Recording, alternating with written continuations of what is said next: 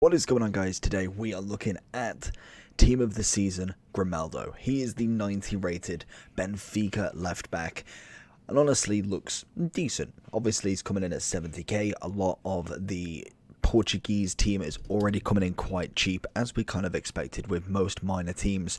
They don't really come in with much value. Obviously we do have, I think it's the centre forward who's expensive. I think he's about 215, probably the most expensive you'll find.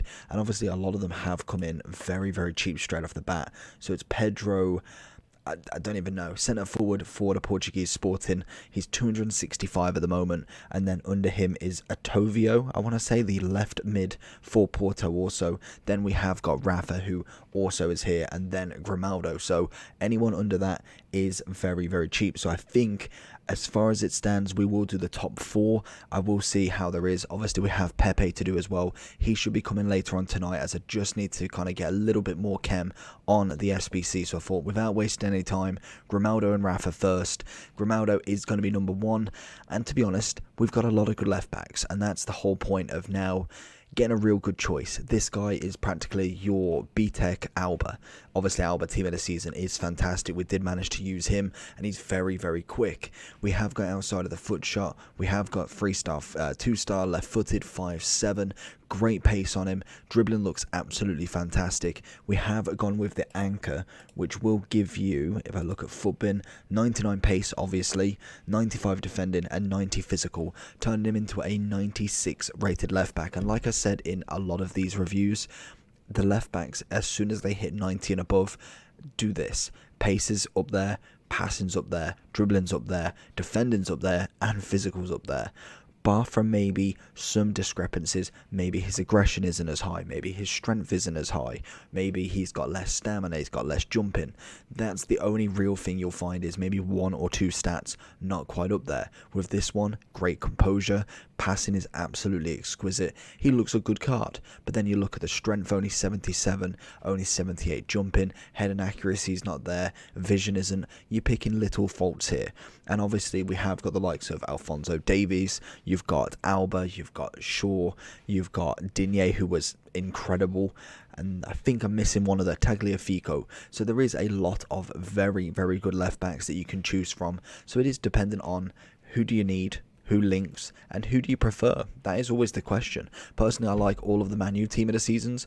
Some people may not like Wan-Bissaka. It all depends on what you like. So I would use Team of the Season as a factor to A, try and get Team of the Season cards, and B, pick a team you like. This is not necessarily the end of FIFA for this year, but it is kind of like the big send-off before we get, hopefully, summer heat or some sort of footies that releases everything in packs again. So without further ado, let's get into Grimaldo and see how his defensive ability is. Grimaldo with his first tackle completely misses him. That's not what you want to see straight off the bat. We've got Jones following him. See what we can get down the wing from him. Lucas Vasquez opening up that room. Okay, no, it's not going to go to him. He's still making that run. Going to look for that behind. He knows we're going to go for it. Left foot cross. That's a perler of a cross, that is. See the curve outwards. That's actually a really, really nice cross. It normally just goes straight to the keeper. Grimaldo seeing a lovely ball down into Vasquez, managing to hold off a big boy, Carlos Alberto. Go with a La Croqueta, little spin round into R9, one more into Rafa, goes with a finesse, and it's a cracking first goal for him. It's what you want to see. He does feel like he could be a very, very nice super sub.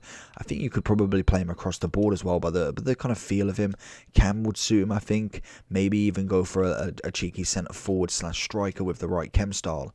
He does feel very agile. If you can kind of hold off from just like completely following him by passing the ball straight away to him every single time, you're going to kind of confuse your defenders and really not open yourself up to literally just knowing where he's going every single time. We see him making the run, and you know when an attacker's good when they can just still be that good. How is that not going down right there? You can still tell when an attacker's good just from the fact that you can just keep passing it to him basically, and the defender literally can't do anything about it. Grimaldo playing that high line. We're going to go with a 1-2. It's a cracking little ball in. Going to find R9 on the edge. Goes with the finesse himself, and it has made an absolute cracker of it. A great assist from Grimaldo. Seeing it out. Going to get the pass. That's lovely. Want to see him pushing. Vasquez not able to shake a bit of Alberto. We get a lucky kind of slide that pushes the ball away. Let's get him down the wing again. Got Jones chasing. Yeah, he's a battler, but I feel like he's kind of hit and miss on some occasions by the looks of it. I know obviously I'm just trying to run in a straight line, but I want to see what that pace really can do. Some players, like I've seen with Waman yesterday, he just literally can run and it is unreal. We see him here. That's a great ball through. It's just not enough. So going into the overall for Grimaldo then. Obviously, in terms of Grimaldo, he got an 89 last year. He has got a 90 this year, so an increase of 1. He did have a road to the final, which unfortunately has stopped. And obviously, the year before that, he managed to get himself his first Future Star in the very first Future Star promo. I remember that popping off. It was absolutely insane. And it's funny because he's got a Future Star, and yet he's 25. Like, he's got to be, what, so it'd be... When was that? That's 21. So 24, 23. So I suppose he's just hitting at 23 there, because I don't know any 20-year-olds that have been in FIFA 14, which is just crazy. He genuinely has been in the game for longer than what you think. Obviously at Barca, and then in FIFA 16 making that move to Benfica, where he remains.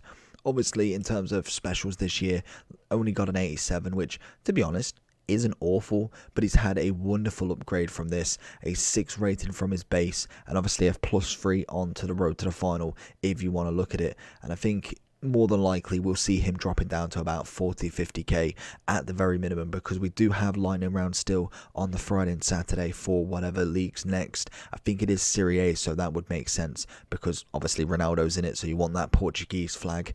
But Grimaldo, for me, you've got a lot of choice. In terms of Liga NOS, obviously, he's going to be the best. There is literally no others, I think, other than him, in fact. We do go to position and look at left back. Yeah, we've literally got him, and then obviously Telles joined Man U, so unfortunately he has gone from Liga NOS, but he is the best. He is the best left back in Liga NOS. In terms of the best Spanish left back, unfortunately, that has been taken from our man Jordi Alba. Obviously, again, there is plenty of kind of manoeuvring. You could put one of them right back. You could whack him kind of left mid if you really wanted to. There is a lot of different kind of setups at the moment. There's a lot of 5 at the backs as well. So potentially enough to put, say, a Jordi Alba as a centre back or vice versa, and really use him as a fullback, as a centre back rather than a fullback. In terms of Grimaldo, though, you got Angelino. Yeah, I think it's Angelino. Yeah. You've got him as well, actually, at a 90 pace. So he beats him on the pace. Passing's relatively the same. Dribbling the same. And this is what I mean. Like, you kind of can see it. 88 defending, 89, 84, 84, 95, 95, 77, 70. Doesn't really matter. 90, 90, 92, 90, 89, 87, and 84, 84. How on earth is this card 3 ratings higher? And that's what it's really funny, and what it's down to is the in-games. It's very small maneuvers in terms of their rating increase, because literally they cannot give them any more, otherwise all of them would be absolutely cracked. So they have to kind of nitpick on the in-game stats and make them more important to get that overall than others. And that's why normally you find that, say, like Alba is 93 rated, but doesn't feel like it in terms of what you look at the base stats. When you go into the in-game stats, it's a different story. We see a lot more 99s. We see a lot more kind of averaging in terms of, like, maybe in terms of this, you see a shooting really low. He may have like 50 penalties or 40 penalties. That can dramatically drop down the rating of that stat. So it can make the base look somewhat similar, but then obviously as you go into it, you can see what's more beneficial to go for in terms of their in-game stats. Is Alba better at his composure than Grimaldo? Is he better at his head and accuracy? It all depends on what you want from a left back or a centre back, if you should choose, and that is kind of like the best ways to compare them on here and really kind of just delve deep. Otherwise you may get stung with just a base look, basically. Overall wise, I'm going to give him an 8.7 out of 10. Let me know down below what you think about Grimaldo. Make sure you do like and subscribe, and I'll see you all for the next one. Peace.